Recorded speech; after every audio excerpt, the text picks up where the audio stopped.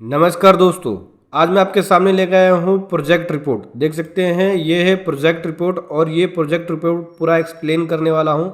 और ये project report machinery purchase के लिए कि कैसे आप एक प्रोजेक्ट रिपोर्ट बना सकते हैं 5 साल का, जिसके अंदर आपको एस्टिमेशन देना पड़ता है। चलिए समझेंगे डिटेल में कि प्रोजेक्ट रिपोर्ट कैसे बनाया जाता है। प्रोफेशनल तरीके से आपको बताने वाला हूँ, जहाँ पे आपको बहुत कुछ सीखने को मिलेगा। उससे पहले बताना चाहूँगा, जो भी भाई बंधु मेरे चैनल पे पहली बार हैं, इस वीडियो को पहली बार देख रहे हैं, जिन्होंने अभी तक सब्सक्राइब नहीं किया, सब्सक्राइब कर लीजिए। साथ ही साथ बेल आइकन पे भी क्लिक कर लीजिए ताकि इस तरह का कंटेंट आपको मिलता रहे। दोस्तों देख सकते हैं पहला आता है इंडेक्स। इससे पहले बनेगा कवर पेज। कवर पेज आप वर्ड फाइल पे बना सकते हो, जिसके अंदर आपको कंपनी की बेसिक इन्फॉर्मेशन, नाम, टोटल प्रोजेक्ट की कॉस्ट, ये सब डिटेल देनी होती है। जैसे कि मैंने बना रखा है, आपको दिखाता हूँ। सो दोस्तों ये देखो, ये है cover page. Cover page index से पहले आपको बनाना होगा, जिसमें प्रोजेक्ट की डिटेल लिखनी होगी। देख सकते हैं detail project report for machine. जिस भी बैंक को आप प्रेजेंट कर रहे हैं अपना ये प्रोजेक्ट रिपोर्ट, यहाँ पे उसकी बैंक की डिटेल जाती है। ठीक है, फिर आपको यहाँ पे अपनी बिजनेस के बारे में बताना होता है, उसके बैकग्राउंड के बारे में बताना होता है, फिर प्रोजेक्ट का ओवरव्यू बताना होता है कि प्रोजेक्ट का ओवरव्यू क्या है आपका। ठीक है, फिर प्रोजेक्ट्स की डिटेल देनी होती है कि क्या क्या आप लगाएंगे, क्या एस्टिमेट कॉस्ट बैठेगी, ओनरशिप मैनेजमेंट की डिटेल, फाइनेंशियल असिस्टेंट की डिटेल, रीपेमेंट प्लान्स की डिटेल, फिर कॉन्क्लूजन आपको इस प्रकार से देना होता है। तो ये तो हो जाता है कवर पेज। कवर पेज के बाद यहाँ पे देखो ये है इंडेक्स, जो कि अलग अलग तरह की शीट्स बनी हुई है। जैसे कि पहले में है प्रोजेक्ट एट ग्लैंस। तो देख सकते हैं ये है प्रोजेक्ट एट ग्लैंस, जो कि स्टेटमेंट नंबर 1 है। यहाँ पे कॉस्ट होती है प्रोजेक्ट की। देख सकते हैं टोटल कॉस्ट प्रोजेक्ट की ये हो गई, उसकी वैल्यू ये होगी। जीएसटी अमाउंट जोड़ने के बाद टोटल कॉस्ट ये आ गई, जिसमें से प्रमोटर ये कंट्रीब्यूट कर रहा है और बैंक से जो लोन होगा वो इतने का होगा। इसके नीचे ही रेशो होती है, जैसे डेप्ट इक्विटी रेशो, डेप्ट coverage ratio, gross profit ratio, net profit ratio और return on investment. So bank यहाँ पे पैसा देती है लोन में, तो किस प्रकार से बिजनेस के अंदर कितना रिटर्न मिलेगा, सारी आपको इस रेशो के हिसाब से पता लगता है। फिर दूसरे नंबर पे आता है कॉस्ट, जो प्रोजेक्ट की कॉस्ट है उससे रिलेटेड, और फाइनेंस मतलब पैसा कहाँ से आएगा और कॉस्ट कितनी हुई। तो ये तो हो गई टोटल कॉस्ट। मशीनरी ये हो गई, इस पर जीएसटी लगाने के बाद। और ये मेंस ऑफ फाइनेंस में ये बैंक का लोन, और ये प्रमोटर अपना कंट्रीब्यूट करेगा इतना। ठीक है, फिर उसके बाद आता है प्रॉफिट। ये आ गया प्रॉफिट। देख सकते हैं profit and profitability, projection and profitability statement, जो कि इसके अंदर 5 साल का है, जिसमें 2 साल का एक्चुअल है, बाकी 3 साल का प्रोजेक्टेड है।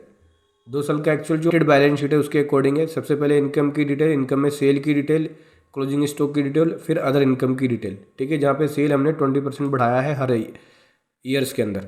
और एक्सपेंसेस की डिटेल, जहाँ पे purchase, raw material, consumable expense, power charges जैसे कि इलेक्ट्रिसिटी एक्सपेंसेस हो गया, ओपनिंग इन्वेंट्री यानी opening stock, wages and salary. ये एक्सपेंसेस मेरे 5% बढ़े हैं हर साल। इसके बाद ग्रोस प्रॉफिट, फिर इंटरेस्ट ऑन टर्म लोन, जो इंटरेस्ट है टर्म लोन के ऊपर वो, सेलिंग एंड एडमिनिस्ट्रेशन एक्सपेंसेस, ये भी 5% हर साल बढ़े हैं। इनकम टैक्स, फिर उसके बाद प्रॉफिट आफ्टर टैक्स आ गया। ये आएगा ऊपर profit before tax, income tax निकालने के बाद फिर प्रॉफिट आफ्टर टैक्स आ गया। फिर डेप्रिसिएशन जो आया वो होगा एड बैक, जितना डेप्रिसिएशन आया है। फिर कैश एक्रूवल आ जाएगा।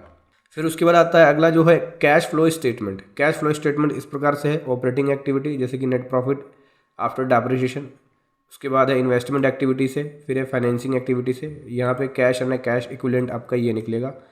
ओपनिंग और क्लोजिंग बैलेंस ये आ गया कैश। ठीक है, फिर इसके बाद आता है बैलेंस शीट, जहाँ पे सबसे पहले है प्रॉफिट एंड लॉस अकाउंट, फिर कैपिटल अकाउंट, फिर है बैलेंस शीट। ठीक है, जहाँ पे 5 साल का ये भी है। बैलेंस शीट के अंदर देख सकते हैं 2 साल का एक्चुअल होगा, बाकी 3 साल का प्रोजेक्टेड बनाना होगा। इसके बाद आता है break even analysis. Break even analysis ये हो गया, जिसके अंदर ये चेक करते हैं कि कितनी सेल पे आप ब्रेक इवन को पालेंगे। ठीक है, उसके अकॉर्डिंग यहाँ पे ये चार्ट बनता है। देख सकते हैं यहाँ पे उसकी डिटेल दी हुई है। फिक्स कॉस्ट में जैसे depreciation, interest on term loan और कुछ एडमिनिस्ट्रेशन एक्सपेंसेस। उसके बाद पीवी रेशो, ब्रेक इवन और कैश ब्रेक इवन यहाँ पे निकल जाता है। इसके बाद है डेप्ट सर्विस कवरेज रेशो। देख सकते हैं डेप्ट सर्विस कवरेज रेशो जो है वो यहाँ पे ये आ गया। Source profit after tax, depreciation और टर्म लोन, उसके अकॉर्डिंग यहाँ पे निकला है। डेप्ट ये निकला है, तो डेप्ट ए डिवाइड बाई बी यानी सोर्स डिवाइड बाई डेप्ट, तो उसके हिसाब से यहाँ पे निकला है डेप्ट कवरेज रेशो। फिर उसके बाद है यहाँ पे रिटर्न ऑन इन्वेस्टमेंट, ये भी 5 साल का निकाला हुआ है। फिर इंटरेस्ट शेड्यूल 5 साल का 11% पर एनएम के हिसाब से इंटरेस्ट कैलकुलेट है। और उसके बाद प्रोडक्शन स्टेटमेंट, कितनी प्रोडक्शन करेंगे न्यू मशीनरी लगाने के बाद, वो हो गया। इसके अलावा लास्ट में आता है हमारा डेप्रिसिएशन। ये डेप्रिसिएशन शेड्यूल है, ये भी 5 साल का बना हुआ है। तो इस प्रकार से प्रोजेक्ट रिपोर्ट आपको बनाना होगा। इंडेक्स के अंदर सारी चीज़ें हैं जो जो हमने स्टेटमेंट बनाई है। उसके बाद बस ये कवर पेज लगा के आप प्रोजेक्ट रिपोर्ट को बैंक को दे सकते हैं। तो इस प्रकार से आपको प्रोजेक्ट रिपोर्ट बनाना है।